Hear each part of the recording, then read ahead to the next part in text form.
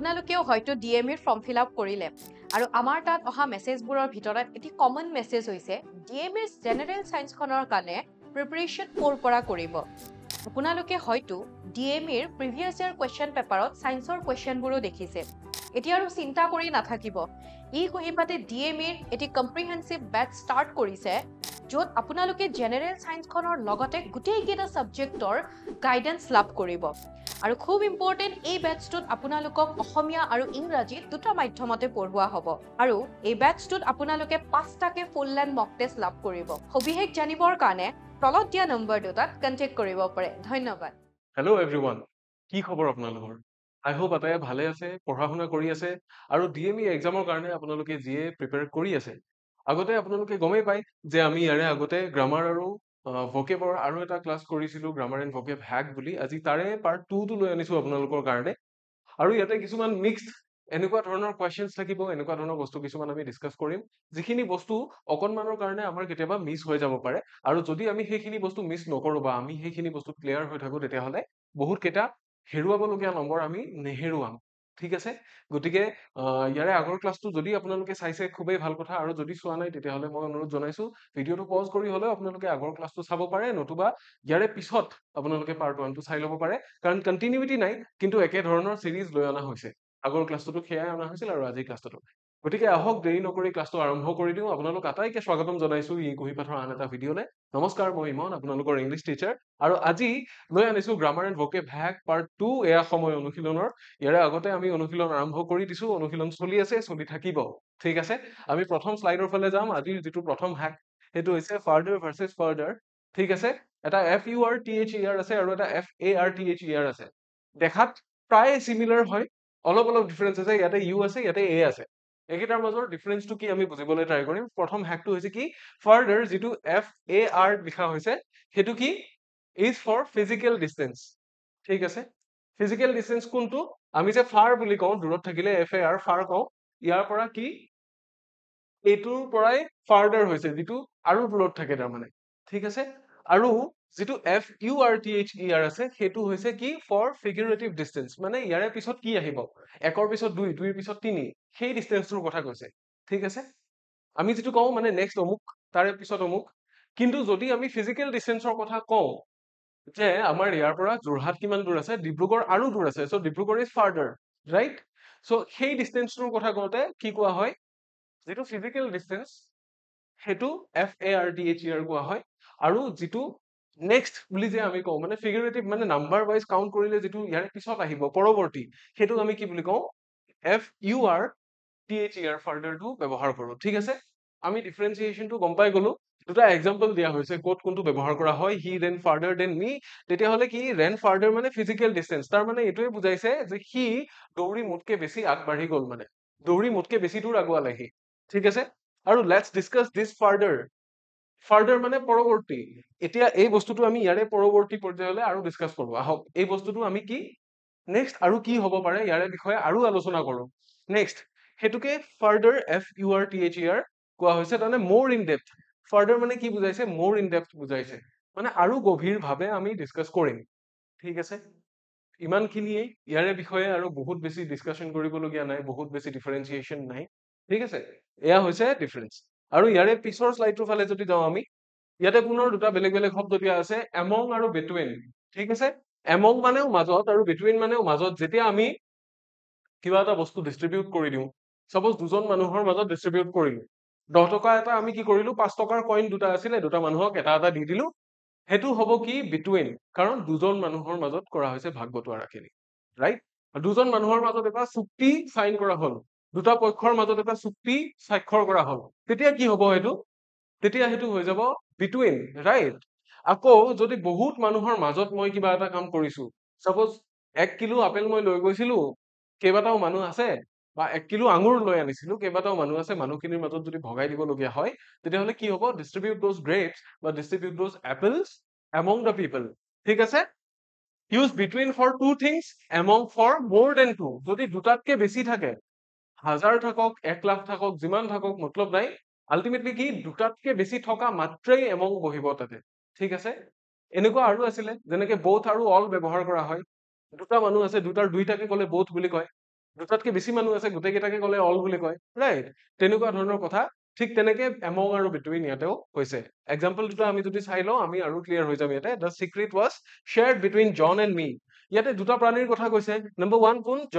জন চিনা হ'ব পাৰে আৰু কোনোবা হ'ব পাৰে জন এব্ৰাহাম হ'ব পাৰে এটা হ'ল মি এই দুটা মানুহৰ মাজত চিক্ৰেটটো শ্বেয়াৰ কৰা হৈছে কাৰণে কি হৈ থাকিলে ইয়াতে শ্বেয়াৰ্ড বিটুইন ঠিক আছে আকৌ the treasure was hidden among the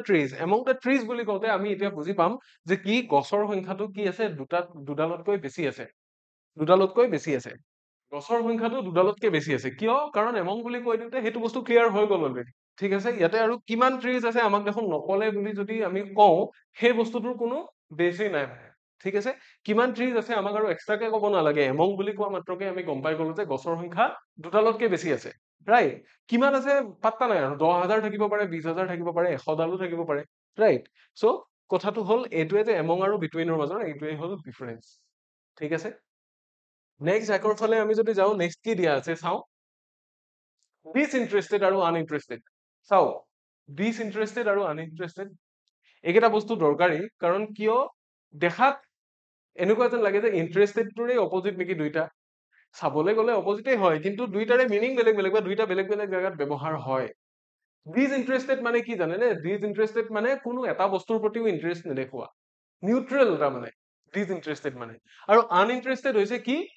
কোনো এটা পাৰ্টিকুলাৰ বস্তুৰ প্ৰতি লাহে লাহে ইন্টাৰেষ্টটো নাইকিয়া হৈ আহি আছে সেইটো আনইন্টাৰেষ্টেড মানে আমাৰ সেই যে কিছুমান ক্ষেত্ৰত যে কি হয় কাজিয়া হয় গিৰিয়েক ঘৈণীয়েকৰ আজিকালি ডিভোৰ্চৰ বস্তু বহুত চলি আছে চ' সেইটো কি হ'ব সেইটো আনইন্টাৰেষ্টেড হ'ব আকৌ যিজন জাজে কোৰ্টত সেই কেছটো চলাব জাজজন ডিসইন্টাৰেষ্টেড কাৰণ তেওঁ নিউট্ৰেল তেওঁ দুটা পক্ষৰ বস্তু শুনি উঠি বিচাৰ দিব ৰাইট চ' হেকটো হ'ল এইটোৱে যে ডিসইন্টাৰেষ্টেড মানে নিউট্ৰেল আৰু আনইন্টাৰেষ্ট মানে কি নট ইন্টাৰেষ্টেড মানে নো লংগাৰ ইন্টাৰেষ্টেড কিবা এটা বস্তুত আৰু ইন্টাৰেষ্টেড হৈ থকা নাই বা এতিয়া ইন্টাৰেষ্টেড নহয় সেইটোৱে হ'ল ডিফাৰেঞ্চ ঠিক আছে চ' ডিসইন্টাৰেষ্টেড মানে ইন্টাৰেষ্টৰ যিটো ফাংচন সেই ফাংচনটোৱেই নাই তাৰমানে কোনো পক্ষৰ ফালে ইন্টাৰেষ্ট দেখুৱাই নাই মানে ইন্টাৰেষ্ট সেইজন মানুহৰ নাইয়ে একো বস্তুতে আনইন্টাৰেষ্টেড মানে কি ইন্টাৰেষ্ট যেনিবা আছিল নাইকিয়া হৈ গ'ল গ্ৰেজুৱেলি ৰাইট দ্য জাজ was disinterested in the case neutral আৰু ইয়াতে কি বুজাইছে she was uninterested in the boring lecture এটা পাৰ্টিকুলাৰ বস্তুৰ প্ৰতি কি তাইৰ ইন্টাৰেষ্ট নাই এতিয়া তাই কিন্তু ডিসইন্টাৰেষ্টেড বুলি ক'লে নিমিলিব কিয় কাৰণ ডিসইন্টাৰেষ্টেড এইটো কাৰণে নহয় কাৰণ মানুহৰ কিবা নহয় কিবা বস্তুত ইন্টাৰেষ্ট থাকে এটা পাৰ্টিকুলাৰ বস্তুৰ প্ৰতি ইন্টাৰেষ্ট নাইকিয়া হ'ল তেতিয়া আনইন্টাৰেষ্টেড হ'ব ঠিক আছে ডিসইন্টাৰেষ্টেড আগৰ কেছটোত এইকাৰণে ব্যৱহাৰ কৰা হ'ল কাৰণ তেওঁ নিউট্ৰেল মেইন অৰ্থটো কি যে তেওঁ এটা পক্ষৰ প্ৰতিও নিজৰ ইন্টাৰেষ্ট প্ৰকাশ কৰা নাই এটা পক্ষৰ প্ৰতিও কি কৰা নাই চাইড লোৱা নাই মানে বুজি পাইছেনে সেইটোৱে চ' ডিফাৰেঞ্চটো হ'ল সেইটো ইয়াৰে পিছৰ হেকটোৰ ফালে যদি যাওঁ আমি হিষ্টৰিক আৰু হিষ্টৰিকেল এনেকুৱা আৰু আছে এটা এইটো আপোনালোকক মই হোমৱৰ্ক দিছো আপোনালোকে কৰিব ইকনমিক আৰু ইকনমিকেল ঠিক আছে ইকনমিক ভাৰ্চেছ কি ইকনমিকেল চিমিলাৰ হয় হিষ্টৰিক আৰু হিষ্টৰিকেল আমি যেনেকে কৈছো ইকনমিক আৰু ইকনমিকেল কোনোবাটো কি হয় কোনোবাটো আপোনাৰ ইকনমিক্সৰ লগত ৰিলেটেড মানে অৰ্থনীতিৰ লগত জড়িত আকৌ আন কোনোবাটো এনেকুৱা টোৱে কি বুজায় মিতব্যয়ী বুজাইছে মানে কম মানুহজনে প্ৰয়োজনতকৈ বেছি খৰচ নকৰে তেনেকে হিষ্টৰিক আৰু হিষ্টৰিকেল ঠিক আছে হিষ্টৰিক মানে কি important event today is a historic day for all of us আমি যে কওঁ ৰেড লেটাৰ ডে তেনেকুৱা ধৰণৰ মানে ইম্পৰ্টেণ্ট যিটো বস্তু কাউণ্টত থাকিব বা যিটো বস্তু আমি কি কৰিম মনত ৰাখিম বহুত দীঘলীয়া সময়লৈ মনত ৰাখিম ৰাইট ৰেড লেটাৰ ডে ক'ত লিখা আছিলে নেলছন মেণ্ডেলাৰ লেচনটোত আছিলে ৰাইট হিষ্টৰিকেল মানে হৈছে ৰিলেটেড টু হিষ্টৰী মানে কি এইটো হৈছে হিষ্টৰিক মানে হৈছে গুৰুত্বপূৰ্ণ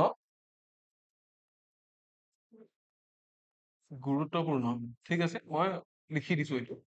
আৰু ৰিলেটেড টু হিষ্টৰী মানে হৈছে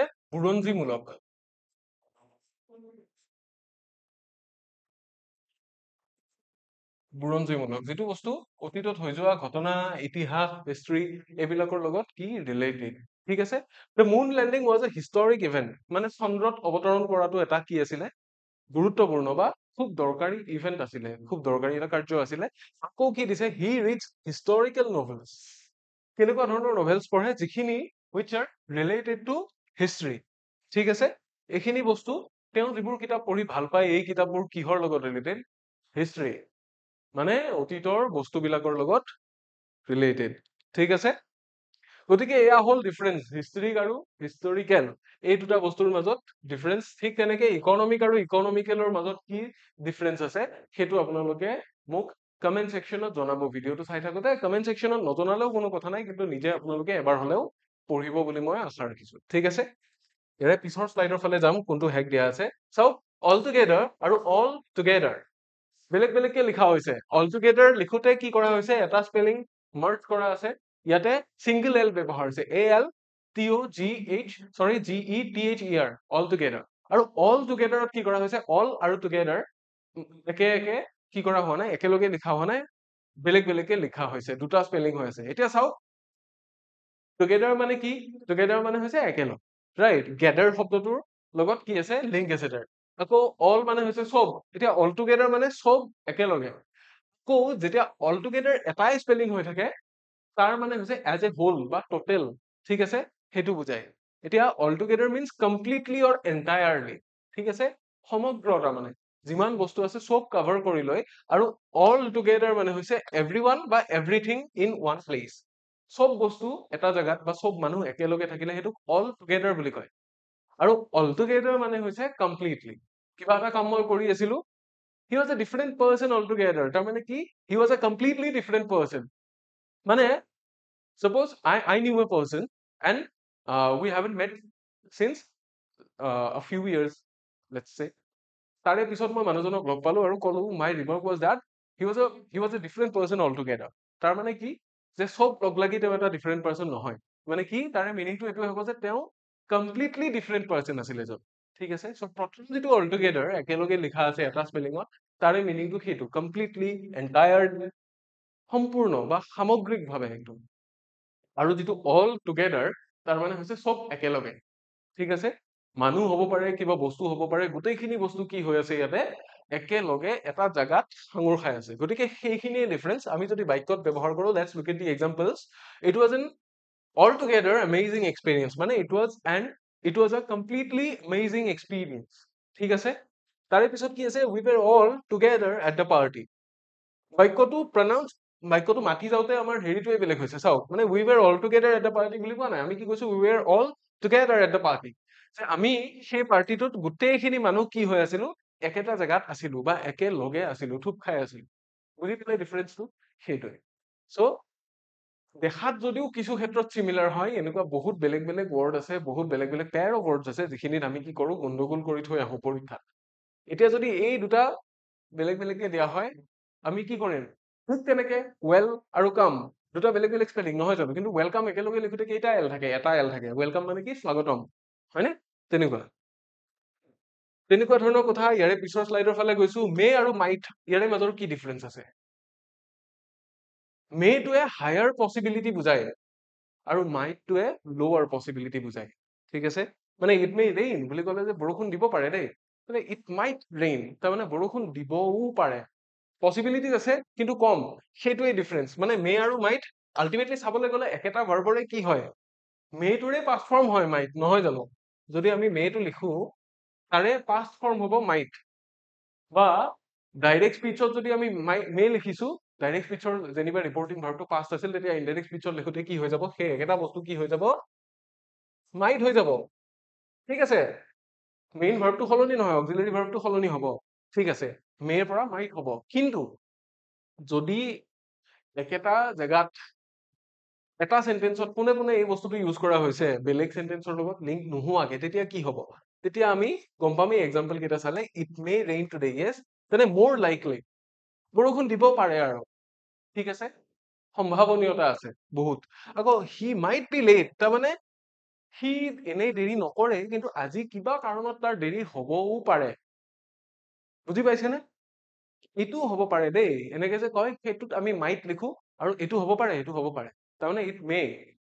বুজি পাইছেনে ডিফাৰেন্সটো কি যে বৰষুণ দিব পাৰে আকাশ আন্ধাৰ কৰি আহিছে তেতিয়া যদি আমি কওঁ ইট মে ৰেইন ৰাইট তেতিয়া সেইটো শুদ্ধ আকৌ যদি আমি দেখিছো যে আকাশত তৰা ওলাই আছে কিন্তু বতৰত দেখুৱাই আছিল যে 3টামান বজাত ৰাতি 3টামান বজাত বা 2টা 2:30 বজাত বৰষুণ দিব পাৰে তেতিয়া আমি চাই কম যে the focus shows rain so it might just rain মানে আমি তেনেকে ক'ব পাৰো সো ডিফাৰেন্সিয়েশনটো এনেকে কৰা হয় মে আৰু মাইটৰ মাজত যদিও বা বেলেগ ডিফাৰেন্স নাই কিন্তু বাক্যটোত ব্যৱহাৰ কৰোতে কি আমি সেই ডিফাৰেঞ্চিয়েচনটো বুজি তাক ব্যৱহাৰ কৰিব লাগিব ঠিক আছে ইমানখিনিয়ে ইয়াৰে পিছৰ স্লাইডটোৰ ফালে যাম কি লিখা আছে ইয়াতে since আৰু because right since আৰু because এতিয়া since টো ক'ত ব্যৱহাৰ হয় টাইমৰ ক্ষেত্ৰত ব্যৱহাৰ হয় যেনে যেনে I have lived here since 2010 right টাইমৰ ক্ষেত্ৰত ব্যৱহাৰ হৈছে এতিয়া কিছুমান ক্ষেত্ৰত since টো ব্যৱহাৰ কৰে since he is an orphan I started taking care of him বা since he is an orphan I started looking after him আমি তেনেকে ক'ব পাৰো কিন্তু usually কি হয় usually because টো ব্যৱহাৰ কৰা হয় since টো usually ক'ত ব্যৱহাৰ হয় টাইমৰ ক্ষেত্ৰত ব্যৱহাৰ হয় কিন্তু because ব্যৱহাৰ হোৱা জাগাত কেতিয়াবা since ব্যৱহাৰ হ'বও পাৰে ঠিক আছে because is for reason যদি টাইমৰ কথা কোৱা হৈছে তেনে I have lived here since 2020 আকৌ I am late because of traffic because টোৱে কি কৰিছে কাৰণটো বুজাইছে since টোৱে কি বুজায় কিমান সময়ৰ পৰা আৰু because টোৱে বুজায় যে কি কাৰণত ঠিক আছে সেয়াই হৈছে ডিফাৰেন্স আৰু ইয়াতকে আৰু ইন্টাৰেষ্টিং বস্তু আহি আছে আমাৰ পিছৰ স্লাইড কেইটাত নেক্সট স্লাইডৰ ফালে যদি আমি যাওঁ ইয়াতে কি দিয়া আছে whose আৰু whose yes এইকেইটা চাওক সিদিনাখনে যেনেকে it's আৰু itsৰ ডিফাৰেন্সটো কৈছিলো যে এটাত এপস্ট্ৰফি এটা আছে আৰু আনটোত নাই ঠিক আছে এপস্ট্ৰফি থকাটো কি it is তাৰে শৰ্ট ফৰ্ম আৰু এপস্ট্ৰফি যেটোত নাই হেতুৱে কি বুজাইছে its features তাৰমানে কি ইয়াৰে ফিচাৰ্স বিলাক একো যদি আমি কওঁ it's a bird তাৰমানে সেই এপস্ট্ৰফি থকাটো মানে it is a bird আমি হেতুৱে গম পাম ৰাইট সো ইয়াতে whose আৰু whose দিয়া আছে সো ইয়াতে আমি ডেফিনেটলি গম পাম যত এপস্ট্ৰফি দিয়া আছে হেতু কি whose to who is তাৰমানে ঠিক আছে আমাৰ ক্ৰিকেট খেলিলে কি হয় এতিয়া আহাকালিৰ পৰা IPL ষ্টাৰ্ট আপোনালোকে ক্লাছটো যেতিয়ালৈকে চাব তেতিয়ালৈকে চাগে IPL আৰম্ভ হৈ যাব কাৰণ ক্লাছটো লেট আপলোড হ'ব যেহেতু ৰেকৰ্ডেড ক্লাছ আমি কি বুলি এপিল কৰো বলাৰ এজনে house that right house that মানে কি হাউ ইজ দ্যাট আম্পায়াৰক আমি সুধিছো তাৰ যে বলটো গৈ ভৰিত লাগিলে বা বেটৰ এজ লাগি যোৱা নিচিনা মোৰ লাগিছিলে হাউ ইজ দ্যাট মানে what do you have to say about that out নে নট আউট আপুনি কিবা এটা কওক how is that sir right কিছুমানে হাউ ইজ দ্যাট কয় কিছুমানে হাউজ দ্যাট কয় হাউজ মানে কি হাউজ মানে হৈছে হাউ ইজ ঠিক আছে হাউ ইজ মানে এইটো কেনেকুৱা how is that how is this ঠিক আছে ঠিক তেনেকে কি হু ইজ ক'ত বুজাই যেতিয়া আমি হু যেনেকে শৰ্টকে লিখো হু এপস্ট্ৰফি এছ যেতিয়া আমি লিখো তেতিয়া কি বুজাই হুজ ৰাইট আৰু এই হুজটোৱে কি বুজাইছে এইটো হুজে বুজাইছে যে দিস বিলংস টু হুম মানে এইটো বস্তু কাৰ ৰাইট এইটো কি পজেচিভ এডজেক্টিভ বুলি আমি ক'ব পাৰো হয়নে ইয়েছ পজেশ্যন বুজাই এইটোৱে এতিয়া হ্যাডটো হ'ল যে ৰিপ্লেচ উইথ হু ইজ প্ৰথমটো হ'ল কি হু ইজৰ লগত ৰিপ্লেচ কৰি চাব দিছে ৰিপ্লেচ কৰিলে if it makes sense use হুজ ইফ নট ইউজ হুজ ব্যৱহাৰ কৰা সময়ত কি কৰি চাব দিছে যে হু ইজ টোৰ লগত ৰিপ্লেচ কৰি চাব দিছে এইটো ইয়াতে লিখাই আছে অলৰেডি মই ইংক কালাৰটো বদলাই দিছো হু ইজ তাৰ মানে ইয়াত কোন আছে হুজ হিয়াৰ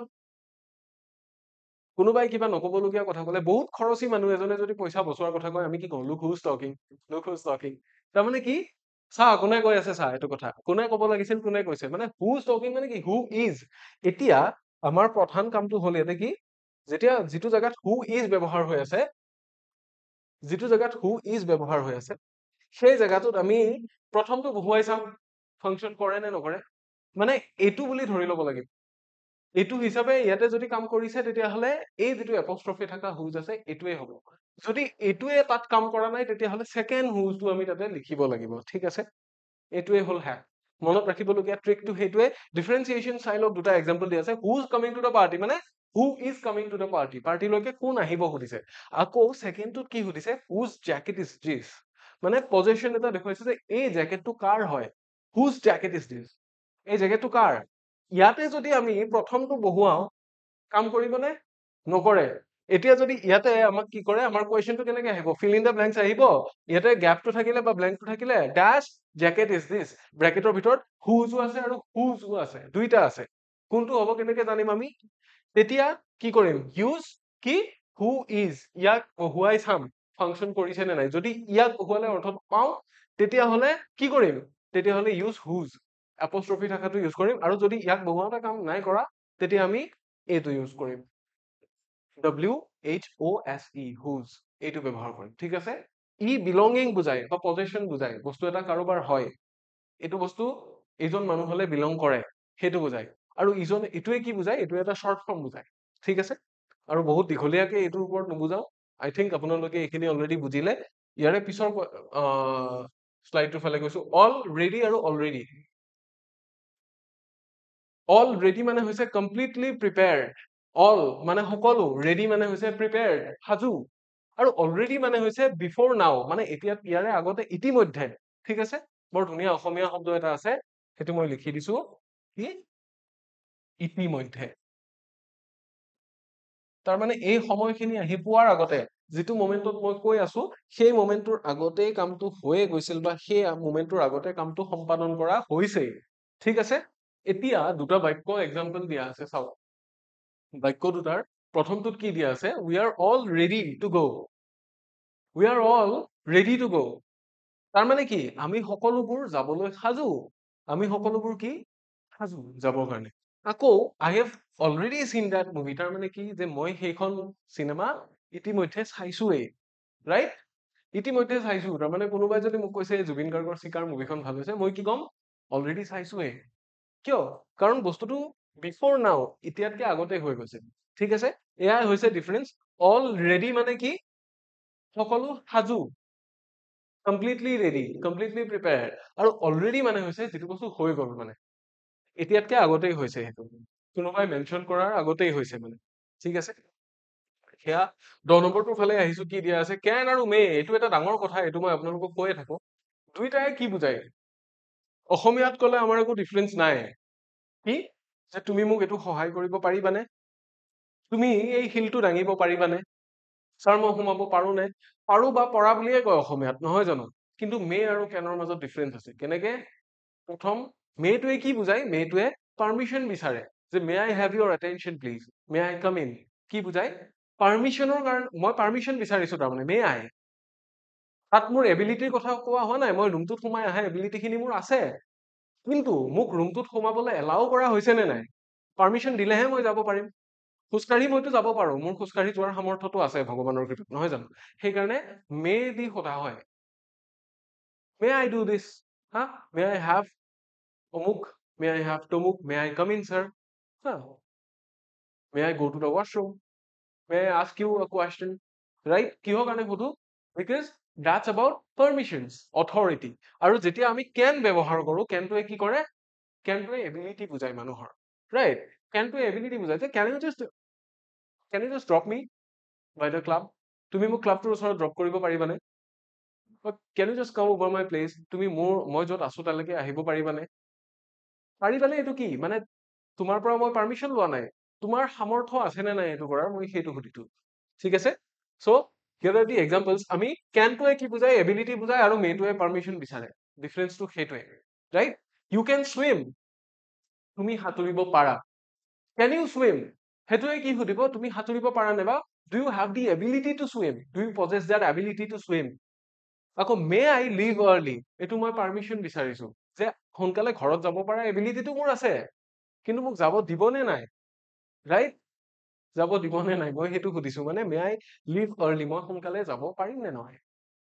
আই am looking for a permission ঠিক আছে চ' এয়া হৈছে মে আৰু কেনৰ মাজৰ ডিফাৰেন্স ঠিক আছে নেক্সট স্লাইডৰ ফালে আমি যাম নম্বৰ 11 এমিনেন্ট আৰু ইমিনেন্ট য়েছ মই ইয়াৰে আগৰ ক্লাছটোত যদি আপোনালোকে চাইছে শেষলৈকে তেতিয়াহ'লে ডেফিনেটলি আপোনালোকৰ মনত আছে এমিনেন্ট আৰু ইমিনেন্ট মই আপোনালোকক বৰ্ডত লিখি দিছিলো লিখি কিয় দিছিলো চ' ডেট আপোনালোকে এইকেইটা বস্তু মনত ৰাখে আৰু কি কৈছিলো এলিজিবল আৰু ইলেজিবল কৈছিলো ইলেজিবল ক'ৰ পৰা হৈছে লেজিবলৰ অপজিট যিটো বস্তু পঢ়ি চিনি নাপায় ধৰিব নোৱাৰি তাৰমানে সেইটোকে ইলেজিবল কয় এলিজিবল মানে হৈছে যাৰ এবিলিটি আছে ৰাইট এতিয়া বহুতে টেট দিলে টেট মাজৰ ইটোৱে কি বুজায় এলিজিবিলিটি মানে সামৰ্থ্য আছে নে নাই সেই সামৰ্থ্যটো কিহে বুজায় এলিজিবল মানে হৈছে যাৰ সামৰ্থ্য আছে সমৰ্থ ঠিক আছে যিজন মানুহ সমৰ্থ সেইজন এলিজিবল আৰু যিটো বস্তু পঢ়ি ধৰিব নোৱাৰি সেইটো হৈছে ইলেজিবল ঠিক তেনেকে আমাৰ এতিয়া কি দিয়া আছে এমিনেন্ট আৰু ইমিনেন্ট দিয়া আছে এমিনেন্ট মানে কি এমিনেন্ট মানে হৈছে ফেমাছ প্ৰমিনেন্টটো কয় বহুতে আৰু ইমিনেন্ট হৈছে about to happen মানে very close very near এইটো বস্তু হ'বই আৰু মানে a storm is imminent তাৰমানে ধুমুহা আহিবই। এটা সেন্টেন্স মই ওপৰত লিখি দিছো,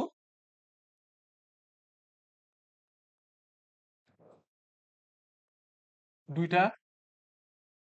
মিনিং ইয়াতে ওলোৱাকে, দি এমিনেন্ট ৰাইটাৰ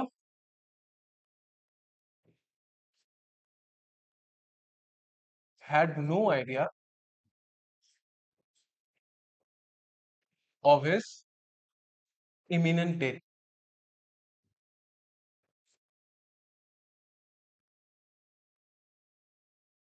যে সেই বিখ্যাত লেখকজনৰ কোনো আইডিয়া নাছিল তেওঁৰ আসন্ন মৃত্যুৰ বিষয়ে। আসন্ন বুলি কয় যে সেইটো মানে কি বহুত ক্লোজ, বহুত ওচৰ আহি পাইছে, একদম শিয়ৰ, মানে চাৰ্টেইন টু হেপেন, আৰু দ্যাট ইজ ভেৰি ক্লোজ, মানে এবাউট টু হেপেন, হ'বই আৰু এতিয়া। ষ্টৰ্ম ইজ ইমিনেন্ট, কিয় কোৱা হৈছে? ধুমুহা আহিবই, তাৰমানে একদম আহো আহোকৈ আছে, ইমিনেন্ট, আহিবই। আৰু he is an eminent scientist, তেওঁ এজন বিখ্যাত বা প্ৰখ্যাত কি বিজ্ঞানী, গৱেষক, কিবা এজন আৰু, তেওঁক জনা যায় তেনেকে। ঠিক আছে, চ' এমিনেন্ট আৰু ইমিনেন্টৰ মাজৰ এয়াই হৈছে ডিফাৰেন্স। ঠিক আছে, দুইটাই এডজেক্টিভ, এমিনেন্ট আৰু ইমিনেন্ট দুইটা এডজেক্টিভ, কিন্তু ইউজেছ বেলেগ বেলেগ, বেলেগ বেলেগ জেগাত ইউজ হয়, একেলগে ইউজ কৰিলে নহব, বা ইটোৰ জেগাত যাতে সিটো আপোনালোকে লিখি নিদিয়ে। ঠিক আছে, এইটো মনত ৰাখিব কোনটোৰ ডিফাৰেন্স কেনেকুৱা। তাৰে পিছত আহিছো নেক্সট কুৱেশ্যনৰ ফালে, বিচাইড আৰু বিচাইডছ। এইটো ক'ব পাৰিবনে? এইটো ইজি হয়, এইটো নিশ্চয় আপোনালোকে জানিব। বিচাইড মানে হৈছে কাষতে, নেক্সট টু, কিবা এটা বস্তু অমুকৰ কাষতে বহি আছিলে। আৰু বিচাইডছ মানে কি? বিচাইডছ মানে হৈছে ইয়াৰ উপৰিও, লগতে, ইন এডিশ্যন টু। বিচাইডছ মানে হৈছে লগতে বা উপৰিও। ঠিক আছে,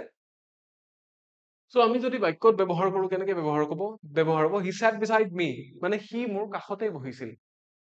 sat beside মানে মোৰ নেক্সট টু, মোৰ কাষতে বহিছিল, ইফালেও হ'ব পাৰে সিফালেও হ'ব পাৰে। ঠিক আছে, ঠিক তেনেকে besides English,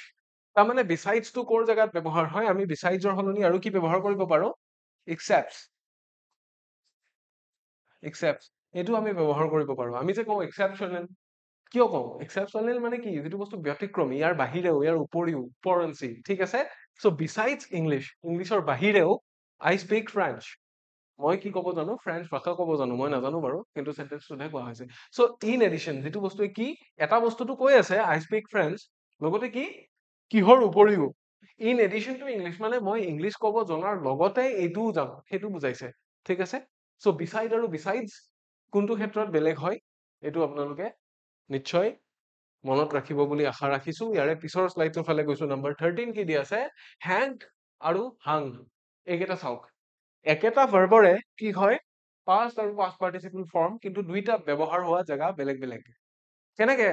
হ্যাডটো হ'ল, হ্যাংড বুলি ক'লে ফৰ এক্সিকিউশনছ। এক্সিকিউশনছ মানে কি জানে? মানুহক যেতিয়া প্ৰাণদণ্ড দিয়া হয়, হি ৱাজ হ্যাংড, তেতিয়া হি ৱাজ হাং বুলি আমি নকওঁ, হি ৱাজ হ্যাংড। কিয়? কাৰণ তেওঁক মৃত্যুদণ্ড দিয়া হৈছিল, ফাঁচি দিয়া হৈছিল, মানে ওলমাই দিয়া হৈছিল। হেং মানে হৈছে ওলমি যোৱা। আমাৰ ফোনে হেং মাৰে মাজে মাজে, নহয় জানো? সেইটো মানে কি? ওলমি যোৱা, লটকি যোৱা। আমাৰ যিটো পাৰফৰ্মেঞ্চ, চিপিইউটোৱে পাৰফৰ্ম কৰিব নোৱাৰিলে হেং মাৰে, ৰাইট? আকৌ হাং বুলি ক'লে অবজেক্ট, কিবা বস্তু এটা আমি ওলমাই থৈছো, মানে হাং আপ দ্য বুটছ, এটা যে কি আছে, ফ্ৰেজ এটা যে আছিলে, হেং আপ দ্য বুটছ, তাৰমানে কি? জোতাযোৰ ওলমাই থোৱা। বিশেষকে ফুটবলৰ ক্ষেত্ৰত বা স্পৰ্টছৰ ক্ষেত্ৰত এগৰাকী মানুহ যেতিয়া ৰিটায়াৰ হয়, সেইটো হেং আপ দ্য বুটছ বুলি সেইটোৱে বুজায়, সেই ইডিয়মটোৱে। ঠিক আছে, দ্য ক্ৰিমিনেল ৱাজ হ্যাংড। এতিয়া এটা বস্তু মন কৰিছেনে, যে ক্ৰিমিনেল ৱাজ হ্যাংডটো কি হয়? এটা পেচিভ ভইচৰ এটা সেন্টেন্স, কাৰণ দ্য ক্ৰিমিনেলটো হৈছে অবজেক্ট। ক্ৰিমিনেল জনে কাকো ফাঁচি দিয়া নাই, ক্ৰিমিনেল জনক ফাঁচি দিয়া হৈছে, right? That is the object. প্ৰথমতে বহিছে আহি সাবজেক্ট হৈ পেলাই ৱাজ, অৰ্থাৎ আমি কি পালো? সাবজেক্টটো বহিলে, তাৰপিছত বি বহিলে, তাৰপিছত থ্ৰী বহিব লাগিছিলে। থ্ৰী মানে থাৰ্ড ফৰ্ম বহিব লাগিছিলে, কিন্তু থাৰ্ড ফৰ্ম নবহি ইয়াতে কি হৈছে? হ্যাংড বহিছে। কিহৰ কাৰণে? কিয়? কাৰণ এইটো এক্সিকিউশন, শাস্তি বুজাইছে, তাৰমানে শাস্তিমূলক। ঠিক আছে, আকৌ I hang the picture on the wall, মই কি কৰিছিলো? ৱালত ফটোখন ওলমাই থৈ দিছিলো, ৰাইট? তাৰমানে ফটোখন পানিচমেন্ট হিচাপে নহয়, তাক মই প্লেচমেন্ট এটা দিছো। ঠিক আছে, জেগা এটা থৈছো যে ৱালখনত ওলমাই থলে সি কি হব? ভালকে থাকিব, বা তাতে শ্বুট কৰিছে ৱালখনৰ লগত। চ' ডিফাৰেন্সটো সেইটোৱে। ঠিক আছে, ইয়াৰে পিছৰ শ্লাইডৰ ফালে যাম। প্ৰচিড ভাৰ্চেছ কি? প্ৰচিড, কি ডিফাৰেন্স আছে চাওকচোন। এটা ই ব্যৱহাৰ বেছিকে হৈছে প্ৰথমটোত এটা ই বেছিকে ব্যৱহাৰ হৈছে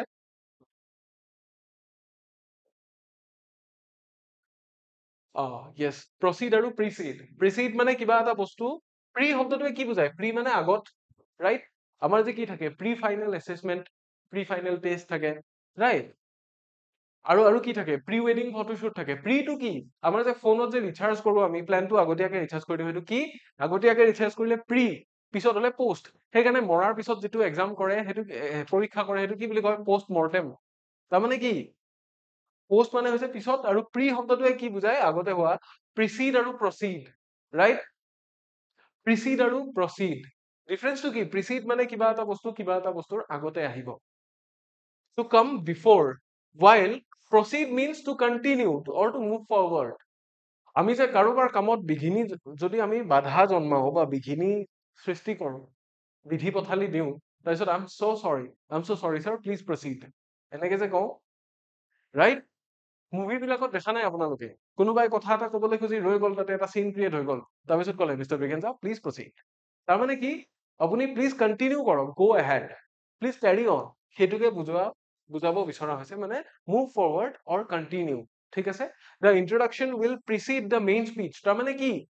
উইল প্ৰিচিড তাৰমানে মেইন স্পীচৰ আগতে আহিব ইন্ট্ৰডাকশ্যনটো সদায় মেইন স্পীচৰ আগতে আহে নহয় জানো আমি অসমীয়া মিটিং চিটিং বিলাকত আমি দেখিছো সভাপতিয়ে কি কৰে আসন গ্ৰহণ কৰে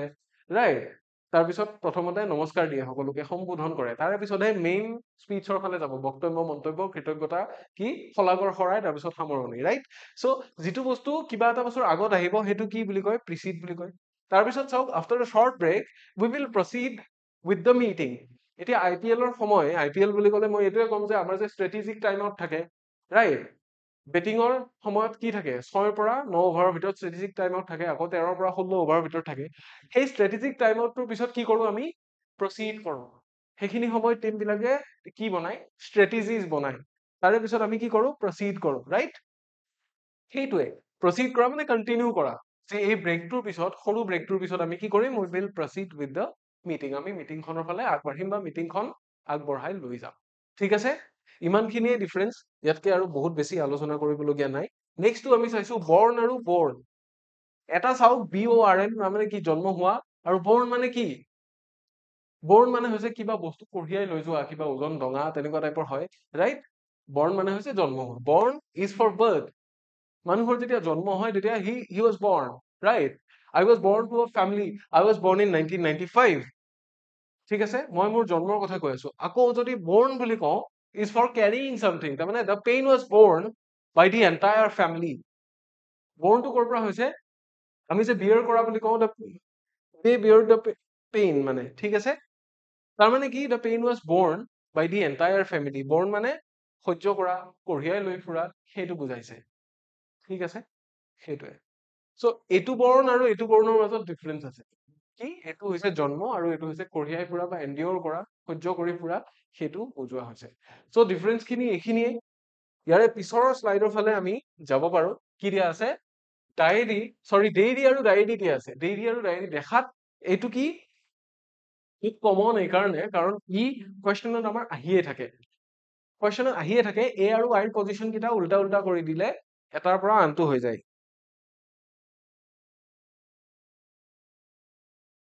এ আৰু আইৰ পজিশ্যন কেইটা উল্টাই দিলে বেলেগ বেলেগ হৈ যায় এতিয়া dairy relates to milk and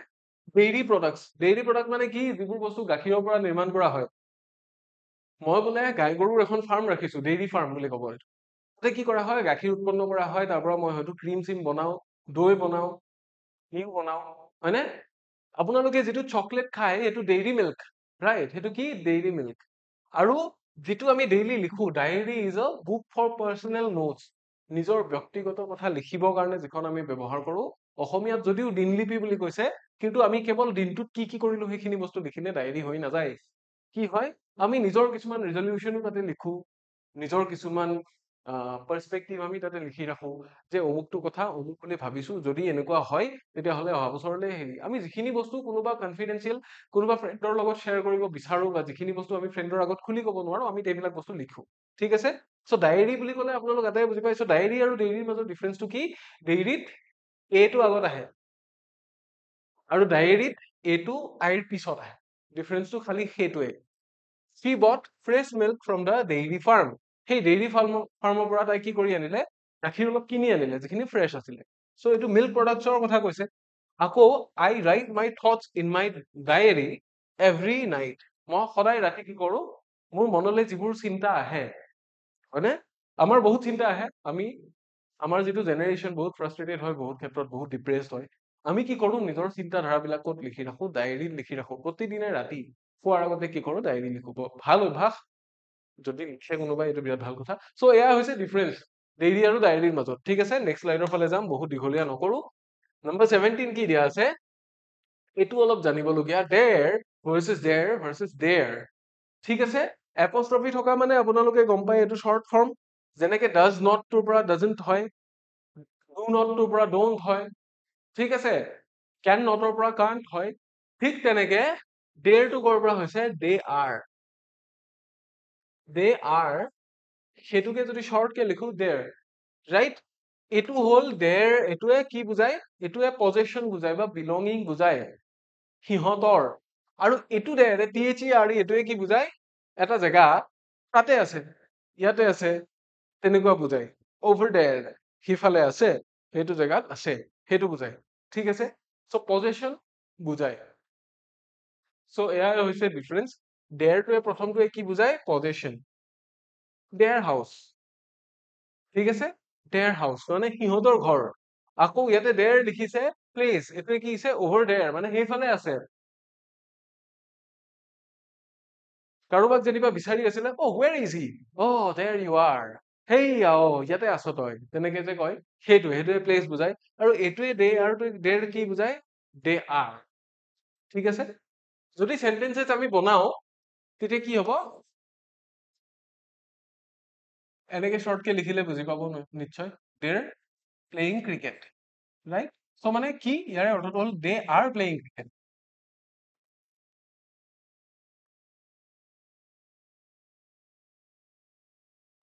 that is their house এইটো সিহঁতৰ ঘৰ পজেশ্যন বুজাইছে ৰাইট আৰু এটা কি আছিলে আৰু এটা আছিলে দেৰ এইটো আমি এটা এনেকুৱা সেন্টেন্সে লিখিলো দেৰ ইউ আৰ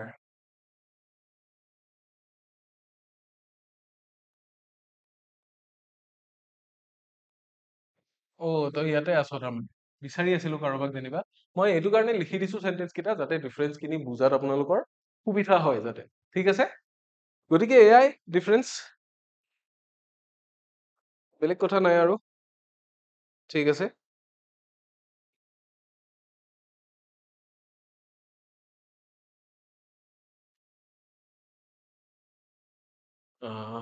ঠিক আছে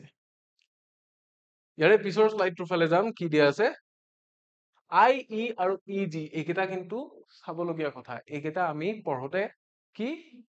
পঢ়োতে আমি ইমান ভুল নকৰো কিন্তু লিখোতে আমি য'তে ত'তে যাতে প্ৰয়োগ কৰি নিদিওঁ আমাৰ যাতে সেইটো ভুল নহয় সেইটো কাৰণে চাবলগীয়া আছে যে ইটোৱে কি বুজায় that is or in other words ঠিক আছে মানে কি that is or in other words আৰু ইজিটোৱে কি বুজায় ইজিটোৱে বুজায় ফৰ এক্সাম্পল ঠিক আছে এতিয়া গোটেই কেইটা আমি ব্ৰেকেটৰ ভিতৰতো ইউজ কৰিব পাৰো ঠিক আছে I love fast food e.g. burgers fries তাৰমানে এক্সাম্পল বুজাইছে ফৰ এক্সাম্পল কি মই ফাষ্ট ফুড ভাল পাওঁ উদাহৰণস্বৰূপে কেনেকুৱা ধৰণৰ ফাষ্ট ফুড বোলে বাৰ্গাৰ হ'ব পাৰে আৰু ফ্ৰাইজ হ'ব পাৰে ফ্ৰেঞ্চ ফ্ৰাইজ হ'ব পাৰে বা কিবা হ'ব পাৰে হট ডগছ হ'ব পাৰে যিকোনো হ'ব পাৰে তাৰপিছত দিছে হি ষ্টাডিজ মিথলজি মানে in other words the study of ancient gods মিথলজিত কি পঢ়া যায় যে প্ৰাচীন কালৰ ভগৱানক লৈ যি বিশ্বাস বা সেইটো এইটোৱে কি কৰি দিছে এটা ক্লাৰিফিকেশ্যন দি দিছে উদাহৰণ দিয়া নাই কিন্তু কি কৰিছে ক্লাৰিফিকেশ্যন দিছে যে সেই বস্তুটোকে ভালকে বুজাই গৈছে চ' এইটোৱে কি কয় that means বা that is in other words সেইটোকে কি বুলি কয় অমুক বুলি কয় ৰাইট আমাৰ যে কিছুমান শৰ্ট ফৰ্ম আমি লিখো শৰ্ট ফৰ্ম কিছুমান আছে নহয় জানো কেনেকুৱা আছে ASAP হয়নে AKA এই শৰ্ট ফৰ্ম বিলাক এইকেইটা শৰ্ট ফৰ্ম আপোনালোকে কি হয় মোক জনাব পিছত ঠিক আছে AKA অমুক AKA অমুক ৰাইট ASAP কি বুজায় এইখিনি আপোনালোকে মোক এইকেইটাই কি বুজায় মোক কমেন্ট বক্সত আপোনালোকে জনাব বা য'তে জনায় আৰু ঠিক আছে চ' এইকেইটা হৈছে ডিফাৰেঞ্চ আই ই আৰু ই জিৰ মাজত এইখিনি নিশ্চয় আপোনালোকে বুজি পাইছে ডিফাৰেঞ্চিয়েশ্যনছ খিনি ঠিক আছে এতিয়া ইয়াৰে পিছৰ শ্লাইডৰ ফালে যাম কি দিয়া আছে চাওক assure ensure আৰু ensure এইকেইটা কি মনত ৰাখিবলগীয়া কথা assure ensure আৰু কি assure ensure আৰু insure এইকেইটা মনত ৰাখিবলগীয়া have to কি assure মানে হৈছে কাৰোবাক assurance দিয়া to remove doubt or give confidence নিশ্চিতি প্ৰদান কৰা অসমীয়াত আমি যদি কওঁ কি কৰা নিশ্চিতি প্ৰদান কৰা তাৰমানে কি এটোৱে কি কৰিব assurance এটা দিব কাৰোবাক ঠিক আছে এটোৱে কাৰোবাক assurance এটা দিব যে এটো বস্তু অমুক এটো বস্তু তমুক তেনেকুৱাকে ঠিক আছে আৰু ensure মানে হৈছে কি ensure মানে হৈছে to make certain something happens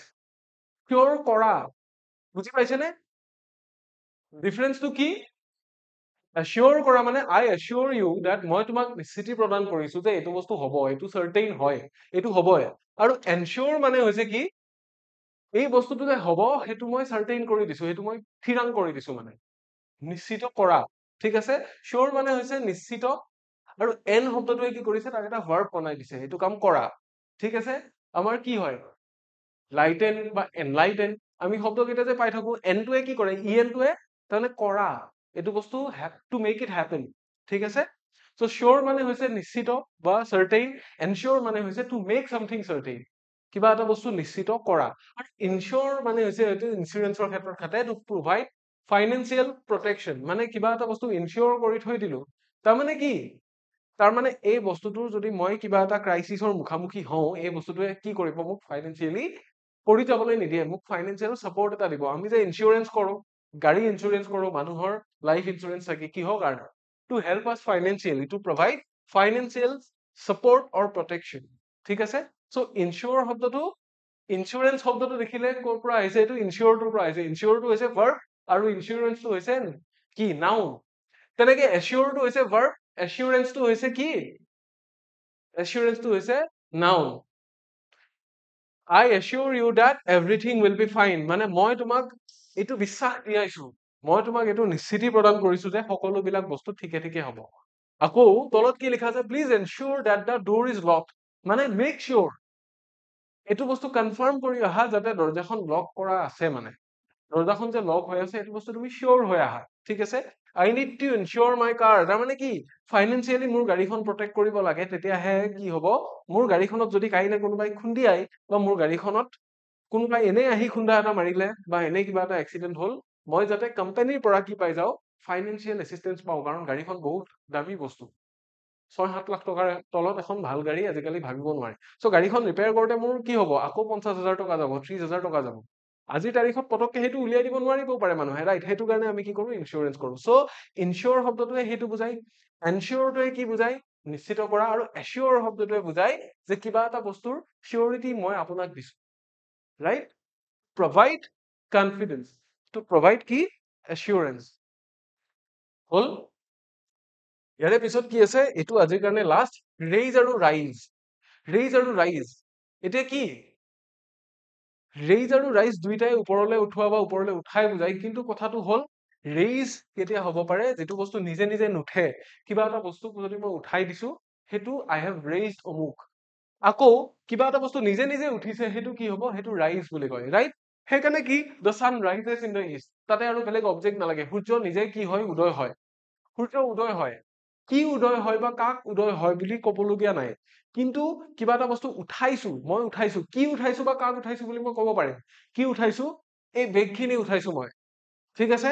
এই যিখিনি ওজন আছিল ওজনখিনি মই উঠাইছো so she raised her hand তাই নিজৰ হাতখন উঠাইছিল কি উঠাইছে there is an object যে নিজৰ হাত raise বুলি ক'লে এটা অবজেক্ট লাগে raise মানে ওপৰলৈ উঠোৱা আৰু rise মানে হৈছে ওপৰলৈ উঠা নিজে উঠা কাৰোবাৰ সহায়ত নহয় ঠিক আছে the sun rises in the east সেই কাৰণে কোৱা হৈছে সূৰ্যটোক আৰু বেলেগ অবজেক্ট নালাগে উঠিবৰ কাৰণে ঠিক আছে সূৰ্যটো নিজে উঠে নিজে নিজৰ কাম কৰে। কিন্তু যদি বেলেগৰ কথা মই ক'বলৈ যাওঁ, বেলেগ কাৰোবাক কোনোবা এজন মানুহ তলত পৰি আছে, মানুহজনক উঠাব লাগে, কিবা এটা মুদ্দাত মই আৱাজ উঠাইছো, ৰেইজ ইউৰ ভইচ কৈছে, তাৰমানে কি তাতে এটা অবজেক্ট লাগিব। য়েছ, সেইকাৰণে ৰাইজ আৰু ৰেইজ দুইটা বেলেগ বেলেগ বস্তু। ঠিক আছে, এনেকুৱা আৰু বহুতো হেক আছে যিখিনি আমি ইয়াৰে পিছৰ পৰ্যায়ত লৈ আনিম। অহাটো সপ্তাহত আকৌ আমাৰ ভিডিঅ' হ'ব, কিছুমান আপলোড হ'ব। গতিকে আমাৰ ভিডিঅ'খিনি চাই থাকক। লগতে এটি টেলিগ্ৰাম সম্পৰ্কীয় ঘোষণা আছে। যদিহে আপোনালোকে এই পৰ্যন্ত আমাৰ লগত টেলিগ্ৰামত জড়িত হোৱা নাই, তেতিয়াহ'লে আমাৰ দুটাকে চেনেল আছে। দুটা চেনেল, দুইটা অফিচিয়েল নহয়। ই কুঁহিপাত চেনেলটো হৈছে আমাৰ অফিচিয়েল টেলিগ্ৰাম চেনেল, আৰু আনফালে যিটো আছে এইটো হ'ল মোৰ নিজা টেলিগ্ৰাম চেনেল। এতিয়া আপোনালোকৰ স্ক্ৰীনৰ বাওঁফালে যিটো দেখিছে গ্ৰীণ কালাৰ QR কোড, এইটো হৈছে ই কুঁহিপাত অফিচিয়েল টেলিগ্ৰাম চেনেলটোৰ QR কোড। এইটো স্কেন কৰি আপোনালোকে আমাৰ চেনেলটোত জইন কৰিব পাৰে, চ' ডেট আমি যেতিয়াই আমাৰ ক্লাছৰ বিষয়ে, কোৰ্চৰ বিষয়ে যিকোনো কিবা আপডেট দিওঁ, সেই বস্তুখিনি আপোনালোকে জানি থাকিব পাৰিব। আৰু ফ্ৰী অফ কষ্ট, কোনো টেনশ্যন নাই, ইয়াতে ধুনীয়াকে জইন কৰিব। লগতে আনফালে আপোনালোকে স্ক্ৰীনৰ সোঁফালে দেখিবলৈ পাইছে পাৰ্পল আৰু পিংক কালাৰ থকা এটা QR কোড, যিটো মোৰ নিজৰ চেনেলৰ QR কোড, ইমন ছাৰ টিচেছ। ইয়াতে জইন কৰিলে আপোনালোকে মোৰ এই ফ্ৰী ক্লাছসমূহৰ PDF খিনি ক্লাছৰ পিছে পিছে পাই থাকিব। আৰু লগতে মোৰ ফালৰ পৰা এনেই কিছুমান পোল, কিছুমান কুৱেশ্যনছ মই আপোনালোকক সুধি থাকো, মাজে মাজে জানিবলগীয়া বস্তু কিছুমান তাত দি থাকো মোৰ নিজাববীয়াকৈ। গতিকে এই দুইটা চেনেল জইন কৰিলে আপোনালোকৰ বহুতখিনি লাভালাভ হ'ব বুলি মই ভাবো। ফ্ৰী অফ কষ্ট হয়, গতিকে জইন কৰি থৈ দিব। ক'বলগীয়া ইমানখিনিয়েই। ইয়াৰে আজিৰ যিটো ছেশ্যন আছিলে, সেই ছেশ্যনটো ইমানখিনিতে শেষ হৈছে। আৰু মই ভাবো যে এই ছেশ্যনটো আপোনালোকৰ কামত আহিল, বা ইয়াতে যিখিনি বস্তু আমি ডিছকাছ কৰিলো, পঢ়িলো, আপোনালোকে সেই বস্তুখিনিৰ পৰা লাভ উঠাবলৈ সক্ষম হ'ব। আৰু এনেদৰে পঢ়ি থাকক। ইয়াৰে পিছত আমি আৰু ক্লাছেছ লৈ আহিম এই বিষয়ে। গ্ৰামাৰ এণ্ড ভোকেব হেক আমাৰ আৰু এটা বা দুটা খণ্ড আহিব। এইকেইটা আপোনালোকে চাই থাকিব বুলি আশা ৰাখিছো। ভালকে পঢ়ি থাকক, লগতে নিজৰ স্বাস্থ্যৰো যত্ন লৈ থাকিব, কাৰণ দেহা থাকিলেহে বেহা। ঠিক আছে, আজিলৈ ইমানেই। ইয়াৰে পিছৰ ক্লাছত পুনৰ লগ পাম। Until next time, take care.